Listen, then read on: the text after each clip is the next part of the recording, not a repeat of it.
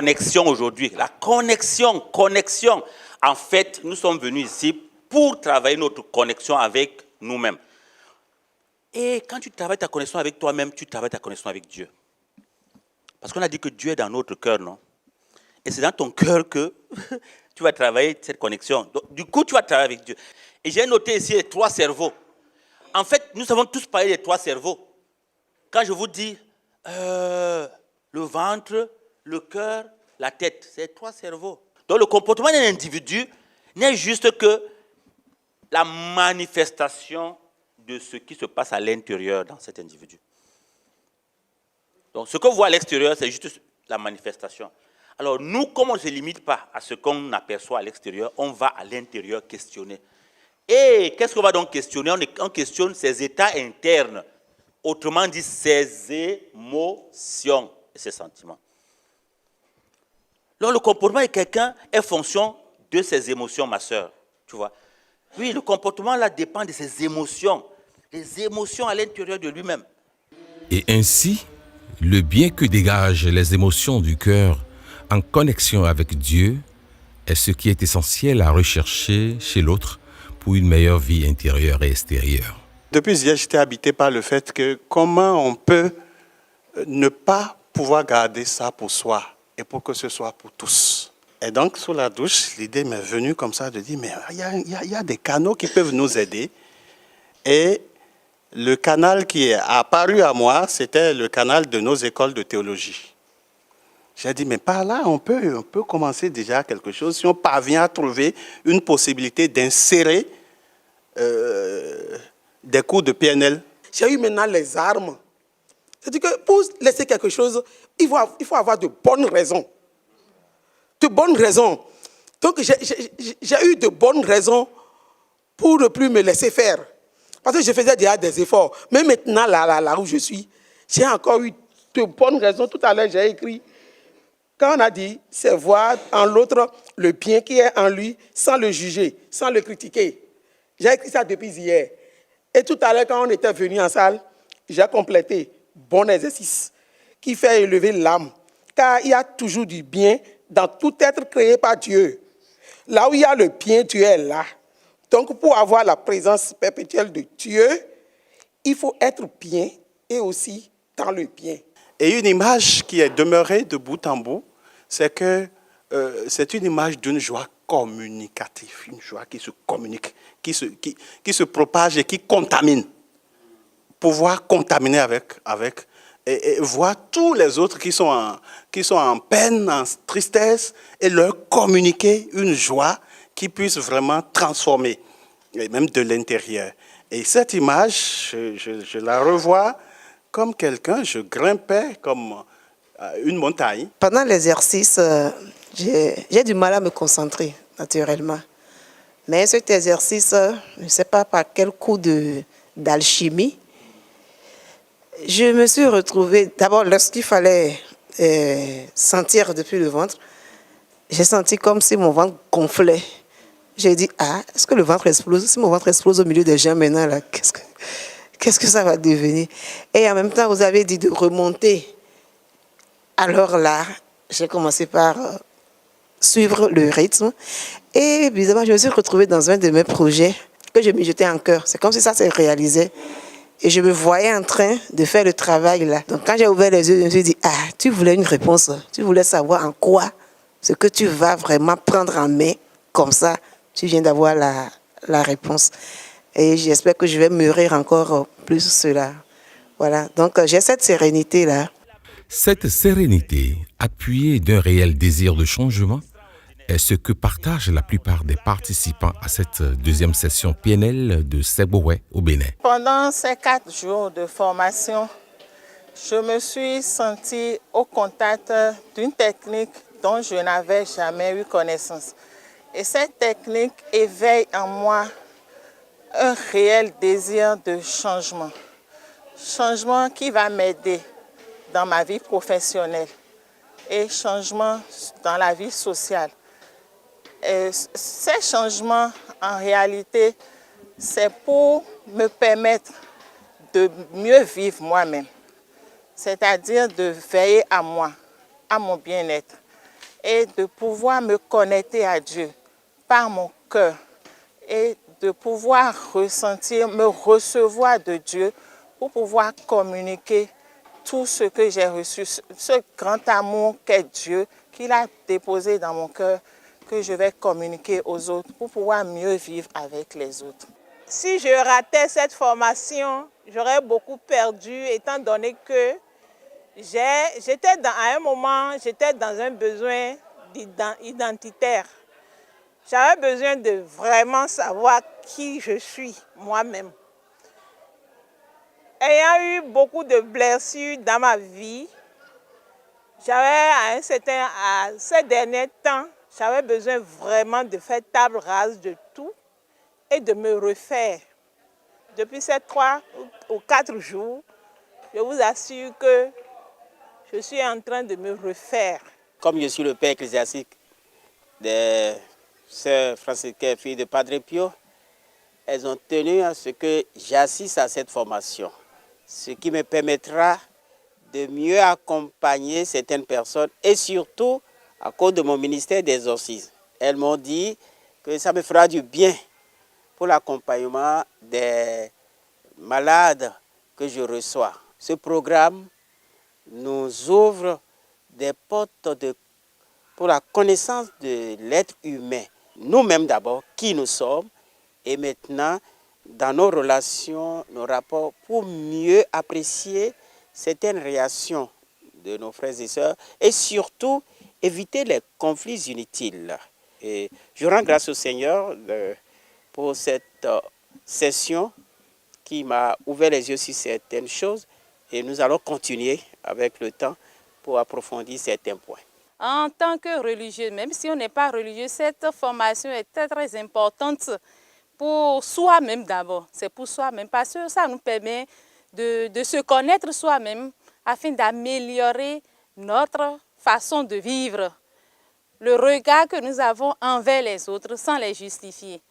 Alors, la deuxième raison que je peux donner, ça peut nous aider à vivre réellement notre vie communautaire en tant que religieuse et faciliter notre relation interpersonnelle avec nos sœurs. La troisième raison que je peux aussi donner pour tout le monde, pour nous qui sommes surtout dans l'enseignement, c'est très important pour pouvoir accompagner nos apprenants.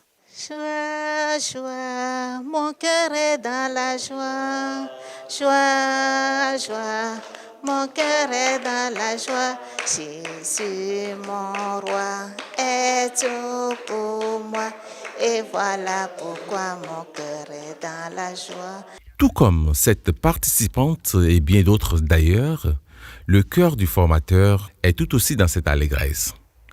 Il nous en fait part à travers le point de son séjour en terre béninoise. Quand je suis arrivé dans ce grand et beau pays, j'ai été immédiatement conduit à Calavi pour une conférence qui a quand même regroupé environ 150 à 200 personnes au noviciat des sœurs Oblat, catéchistes, petites servantes de pauvres.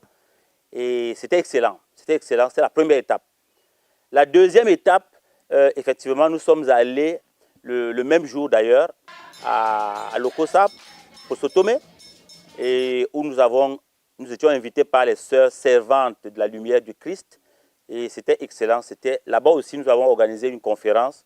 Et la troisième étape, c'était effectivement ici où nous sommes, au foyer de charité de Seboué, où nous avons organisé 2 sessions de formation en base technicien en programmation neurolinguistique.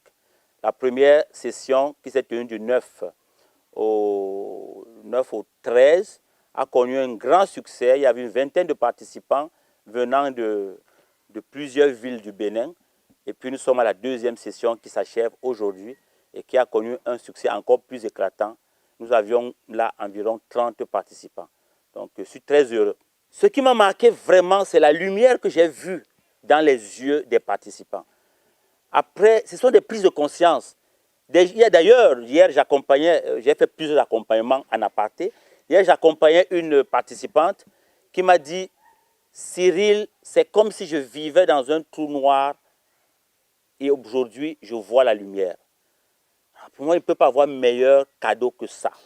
Cette lumière dans les yeux des participants qui ont découvert qu'ils ont en eux et en elles toutes les ressources pour atteindre les objectifs.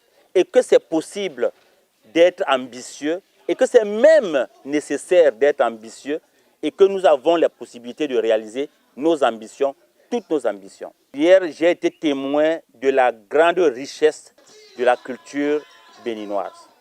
J'ai vu des Amazones vraiment esquisser des pas de danse extraordinaires. Et aussi nos religieuses, nos sœurs et nos frères qui se sont joints à la danse, c'était tout simplement fabuleux. Je dirais même sans me tromper que c'est peut-être la plus belle soirée que j'ai passée au Bénin, la soirée d'hier. C'était excellent. Et aujourd'hui, nous avons eu l'Eucharistie. Le Père Marc m'a fait l'immense honneur de me confier l'homélie. C'est moi qui ai prêché aujourd'hui sur la sagesse. Et j'ai partagé ma foi tout simplement avec ceux qui étaient là. Ce n'est pas à moi de dire comment c'était, tout simplement de dire que nous avons ici allié l'utile à l'agréable. La sagesse est la quête profonde de notre âme. Contre la sagesse, le mal s'efface. L'ego se calme. La haine, la jalousie sont sans objet. C'est la sagesse qui gouverne le monde. C'est elle qui nous permet de vivre dans l'amour inconditionnel. C'est elle qui nous permet de nous installer durablement dans le non-jugement. On ne juge plus nos frères, nos sœurs, nos amis, etc. C'est elle qui nous donne de respecter la vie, notre vie, et respecter la vie des autres. C'est cette sagesse qui nous invite à ce que notre parole soit toujours impeccable. C'est elle qui nous invite à ne dire que ce que nous pensons, à ne pas utiliser la parole contre nous ni contre les autres, à ne pas utiliser la parole pour médire de nous ou médire des autres. C'est cette sagesse qui nous enseigne à ne rien prendre personnel, à ne rien faire, à ne pas faire de suppositions et à faire de notre mieux. Cette sagesse qui vient de Dieu réside en chaque personne. On a eu des moments de détente, on a eu des moments de prière, on a eu des moments de formation et surtout on a eu des moments de socialisation. Ça, c'est une famille qui s'est créée ici et je pense que c'est une famille qui est partie pour rester ensemble pendant longtemps. Maintenant, on a compris que le Bénin est un pays clé et nous allons y revenir au mois de mai pour le salon international de la PNL et du coaching. C'est un salon qui regroupe les PNListes et les coachs qui viennent de partout dans le monde, dans un pays. Alors ce pays, l'année prochaine, ça sera le Bénin. Et on sera à Cotonou certainement. Alors, nous viendrons ici d'abord partager les avancées sur la PNL, les connaissances et aussi créer les réseaux de professionnels autour de la PNL et du coaching. Ça, il y a également les perspectives en termes de formation en présentiel ici. Donc, il y a le diocèse de Porto Novo qui nous a déjà émis l'invitation éventuellement de venir ici. Et qui sait, peut-être que nous allons travailler avec d'autres organisations, d'autres institutions ici. Ce qui m'a vraiment, vraiment marqué ici, sur le plan culturel, c'est l'expérience que j'ai eue en visitant la ville historique de Ouida, où j'ai pu visiter effectivement la grande porte, la porte de l'évangélisation, où on a vu que c'est par là que les premiers missionnaires, les missionnaires sont arrivés ici, ainsi que les sœurs Notre-Dame d'Afrique sont arrivées, les SMA et les NDA. Également, la porte du non-retour, parce qu'on a vu également par où les esclaves passaient pour aller vers les Amériques. C'est une expérience qui remue de l'intérieur. Heureusement qu'il y a aussi eu la visite du grand séminaire Saint-Gall, avec la visite de la tombe du cardinal Gantin. J'ai aussi eu, pour moi c'est aussi une expérience extraordinaire, j'ai visité la maison du cardinal et même la chambre du cardinal. J'ai pu humer le parfum du cardinal, parce que ce sont les sœurs, Saint-Augustin qui s'en occupent maintenant. C'était une expérience extraordinaire de marcher sur les pas d'un des plus grands fils d'Afrique, plus grand fils de l'Église dans le monde. le cardinal Gantine. J'étais aussi ému de savoir que l'aéroport de Cotonou porte le nom du cardinal Gantine.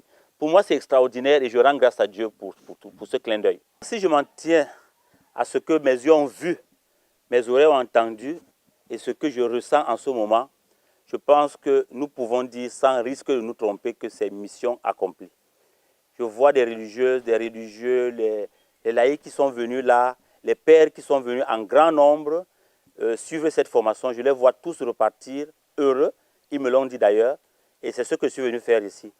Je suis heureux qu'ils soient heureux, donc pour moi c'est mission accomplie. La PNL est également heureuse de poursuivre ainsi sa caravane formative à travers l'Afrique et le monde.